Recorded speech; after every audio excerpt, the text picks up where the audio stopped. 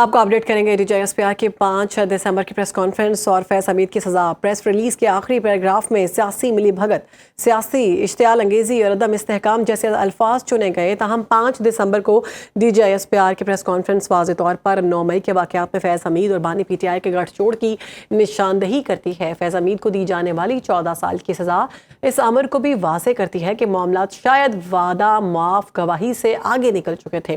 9 مئی ان دونوں افراد کے مشترکہ منصوبے کا شاخسانہ تھا، جس سے ظاہر ہوتا ہے کہ عمران خان واقعی فوج کو سیاست میں گھسیٹ رہا تھا۔ آپ کو بتا رہے ہیں DGISPR کی 5 دسمبر کی پریس کانفرنس اور فیض حمید کی سزا پریس ریلیز کے آخری پیراگراف میں سیاسی ملی بھگت ہے۔ Punishment is the strongest deterrence against crime. 9 مئی کو تقریباً 2.5 سال ہو گئے ہیں اور ابھی تک صرف کچھ لوگوں کو ایک دفعہ جو ہے ہم نے سزا کی بات سنی، اس کے علاوہ کچھ نہیں۔ اور یہ بات بھی لا ہی ہمیں بتاتا ہے کہ ابیٹر جو ہے وہ آپریٹر سے زیادہ بڑا مجرم ہوتا ہے۔ ابھی تک کسی آپریٹر کے حوالے سے کسی ابیٹر کے حوالے سے کوئی ڈیسیژن سامنے نہیں آیا، جبکہ فوجی عدالتوں کے راستے میں جو کوئی امپیڈمنٹ ہو سکتا تھا وہ بھی اب دور ہو چکا ہے۔ سپریم کورٹ نے بلکہ آئینی عدالت نے اس کے حق میں فیصلہ دے دیا ہے۔ تو اس کے بعد اتنی جو تاخیر ہے اس کو کیا سمجھا جائے کہ ان لوگوں کو ایک کھلی چھوٹ ملی ہوئی ہے اس سے؟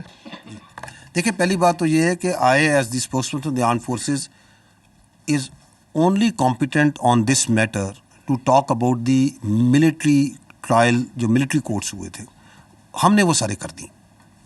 جتنے لوگ پاکستان کی فوج کو ٹرائل ریمانڈ ہوئے تھے ان کے ایویڈنس کو سامنے رکھتے ہوئے ایک بہت جسٹ اور ڈیسیژنز ان سے دیے جا چکے ہیں۔ So as far as that is concerned we have done that on the basis of the evidence اور تمام جو ان کے آئینی اور قانونی حقوق تھے اس کے ساتھ۔ باقی آپ جو بات کر رہے ہیں these are the cases which are being run in the civil courts.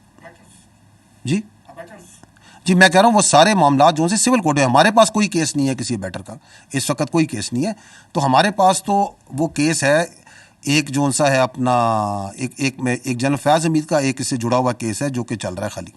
اس کے علاوہ تو جو 9 مئی کے جتنے ٹرائل کے کیسز تھے وہ تو ہم کلوز کر چکے ہیں۔ تو باقی جتنے کیسز ہیں وہ تو سول میں چل رہے ہیں نا۔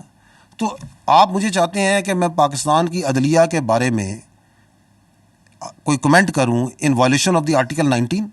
I will not do that. So you please ask this question, which is a valid question. آپ جا کے اٹارنی جنرل صاحب سے پوچھ لیں، اعظم نذیر تارڑ صاحب سے پوچھ لیں، جہاں پہ ریلیونٹ کوارٹرز ہیں ان سے پوچھ لیں، کیونکہ ہمارا سٹانس جو سا ہے 9 مئی سے آج تک یہ ہے کہ یہ 9 مئی کا مقدمہ فوج پاکستان کا نہیں، پاکستان کی قوم کا مقدمہ ہے۔ Because in no country you can allow that it's armed forces army is attack. آپ ان کے شہداء کی یادگاروں پہ حملہ کریں، آپ ان کی تصدیق کرنے کی کوشش کریں، and then you can walk away free, especially those who planned it, who abetted it, and who were the master mind behind it.